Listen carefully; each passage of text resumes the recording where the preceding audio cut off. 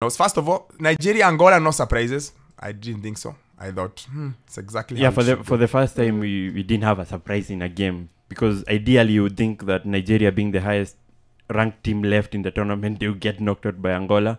But they continue to show what you have seen from them so far. They have only conceded 1 goal. And remember, last time out when I was mentioning the players that have been outstanding, they're all from the defensive end. And that's what they've been all about in this tournament. Who, Nigeria? Yes. So once they score a goal, of which Lukman has looked really good, 3 goals so far in this tournament, they are locking down on defense.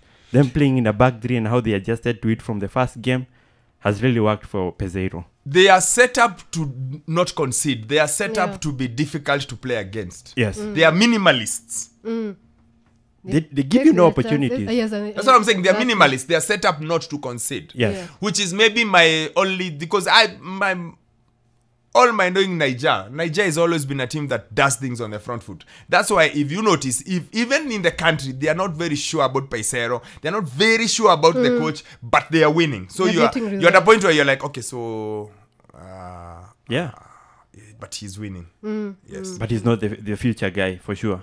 No, they don't... there's even that whole record of him in club level and how he's played and how he's performed. The stats are not that good. They don't like him, but it's working. Yes. So when it's working, what do? You just move on with the rhythm. Move on with the rhythm. Unasema tu iko poa tunaendelea. So I didn't think there was no surprises there. The next one was DRC Guinea. Again, no surprises. Chep, I thought this Guinea team is just limping. Blunt. Blunt, that's the word. It's like Dufia. Yeah, I think when they scored, I thought, okay, what's going to happen here? Because I hadn't watched Guinea for a long time in this Africa Cup of Nations. So them taking a lead 1-0 through a penalty, I thought, okay, let's see how it goes. But then the nature of the goals that DRC Congo scored, including that Maswaku goal. And it's similar to one from West Ham. A goal he scored again when he was playing for West Ham. Very, very similar, the technique, even the position, very, very similar. I think their Congo have been decent. Have been a very good team for me to watch, a fun team to watch. I think for me it has been them and Cape Verde. They've been so good on the ball. Sometimes they missed a lot of chances, but I think Maswaku, that free kick, are fantastic. Yeah, and Yohan Wissa also is that Maswaku free kick was a fluke. It wasn't. Let's be honest. It wasn't. When you look at it on slow motion, he meant it. It's a fluke. He meant it. It's a fluke. It's okay to have a fluke. Listen, why do you think it's a fluke? He was... The free kick is out wide. Yeah. He wants to put the ball in the box. The keeper anticipates the ball is going to come in the box. Then the keeper moves. Then the guy miskicks the thing. It is okay to have a fluke, guys. Ronaldinho, that famous goal for England versus Brazil in 2002. We all know. No, it was a fluke. It's okay to have a fluke. It's not a bad thing. But there's no way. You guys are telling me. And Kwalimwa and Ndong tried to explain to me yesterday the way Griezmann his thing. And I told them, listen, Griezmann can do it. This is Maswaku. There's no way he meant it. No, he did not mean it. But it's okay. It's a goal. But he's got something similar. That's why I'm thinking it's a technique. It's something lightning can strike twice. Exactly. Yeah. And the curve of the ball, really, when you look at it on slow motion from behind, how that ball was curving in, he meant it. There's no way he was playing that ball inside the box. It was going in. Yes, he meant it. But Yohan Wissa also is having a good tournament. No. Wissa is having a great tournament. Yes. Yeah, and my big man that I like. Elia Meshak. No, Meshak is a small one. Silas Wamangituka. Oh yes, I like that guy. He puts himself about. Yeah, and he's coming on as a sub. I like him. Yeah. I just like his size. Like he's a big guy, and and you see what honestly, you guys could be right by the way. I'm not saying, but I look at it, I was like, I'll fluke to ikaingia hapo. What about the Chancel Bemba one? The first. No. I like Chancel Bemba. He's my kind of captain. I want a captain with fire. I want a guy who I don't want a cerebral captain. I don't want a LeBron James. I don't want a Steph Curry. Captain, I want a loud guy. I want a guy who is in your face. Yeah. So I like that. All the captains that I've always liked have always have that. Yeah. Like they're in your face. Like they lead, but they wear the what do you say, heart sleeve? On their sleeve. Their heart on their sleeve. Yes. Yeah, it was a good goal, and given that he was the one who gave away the penalty, it was good for him to redeem himself scoring that goal. Yeah. That was their first win in the tournament. It's nice. Yeah, surprisingly. First win and you're in the semis. Good. Which sort of brings me to something I've been saying. But before we get to that, let's so those are the first two. Then the two last night. Yes. First of all, Mali, Ivory Coast. Yeah. The Ivory Coast are the best vibes and inshallah team I have seen in a long time in a tournament. Wanaenda tu. Ni kukazana tu. Hakuna ati hiyo organization ati hakuna. Organization iko. Tunaenda tu. Tunaenda tu. Wanacheza tu. By the way wanacheza tu. Wait, let me ask on that organization. Yes. Them losing 4-0 to Equatorial Guinea versus the display you saw with them against Senegal even yesterday.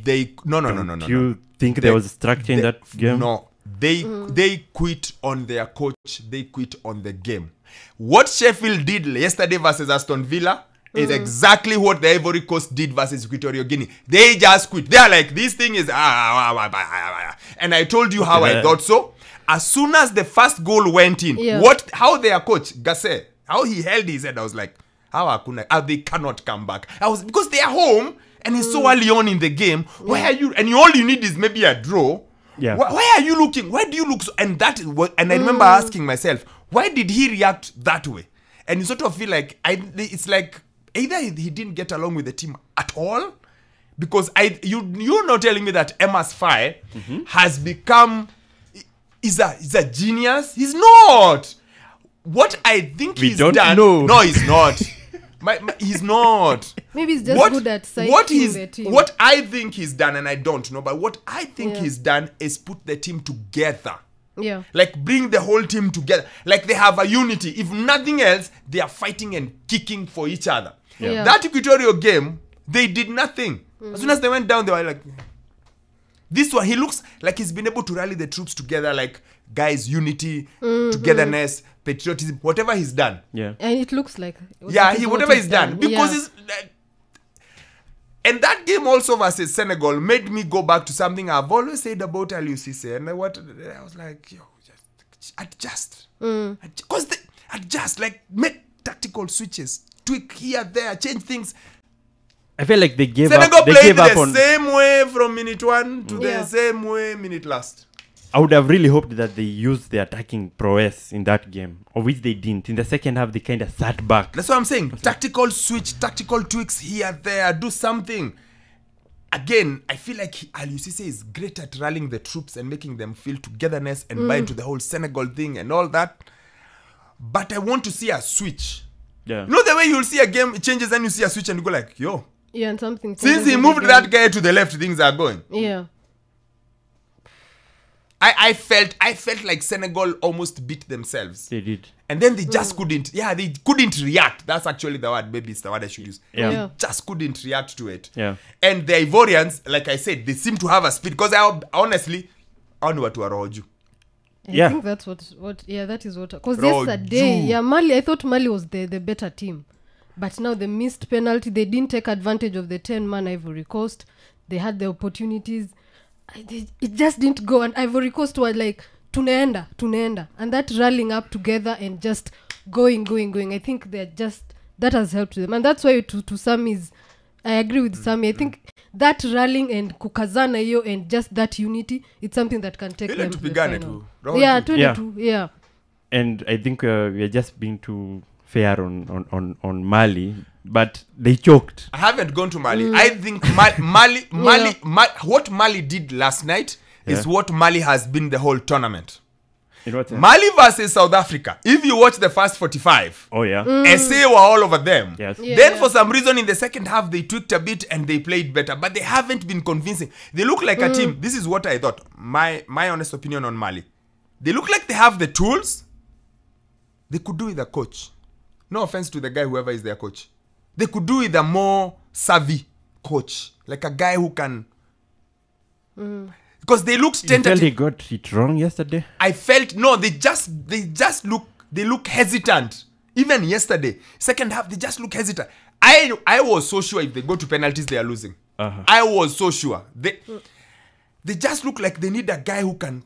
make them play a bit more freer, make a bit more structure to them. And we'll give this example when we get to South Africa. I think South Africa's biggest strength is a coach. They have a bit more structure about them. They have a bit more organization about them. And I think it works. Because I don't think player for player, they are that good. But they have a coach. And I felt like Mali needed a coach. And Mali needed conviction. Mali needed a leader. Mali needed Chancel Bemba. Yes. They needed a Chancel Bemba. They needed this Fofana guy for Ivory Coast. He looks like he's their leader. Seko, Seko. They need Sajorie to do his madness. They need a leader. Niger has leaders. Iwobi, Osimhen, Ekong at the back. They have leaders. I feel like they need leaders. Yeah.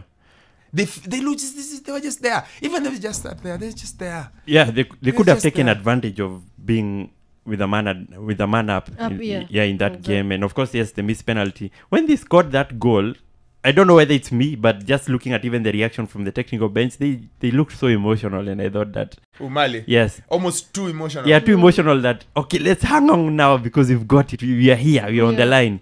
And that goal for the equalizer by Simon Adingra, it shouldn't happen. No, because Adingra got past 3 men. It was such bad defending from Mini. It's a long ball. The guy who lay on the floor, whatever he was faking. Yeah.